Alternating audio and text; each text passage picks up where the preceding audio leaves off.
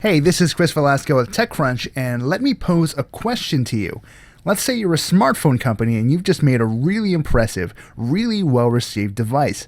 What do you do next?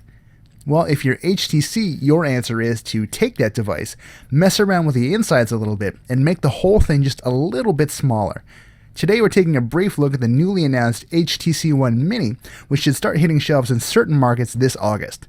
Yes, I know. There have been so many leaks that literally no phone nerd worth his or her salt couldn't say they didn't see this one coming.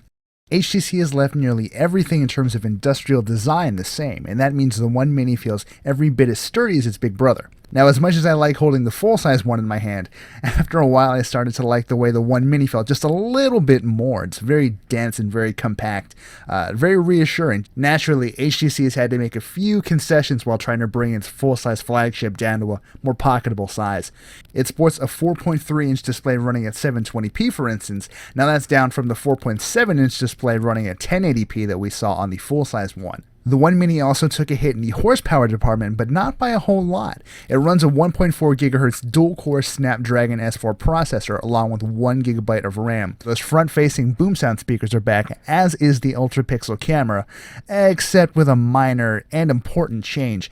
Unlike the sensor that we saw in the full-size HTC One, the One Mini's Ultrapixel camera lacks optical image stabilization, so you might not be able to get shots that are quite as crisp as you might be expecting. I didn't notice anything like that during our brief hands-on time though, so we'll have to see how it holds up in real-world testing.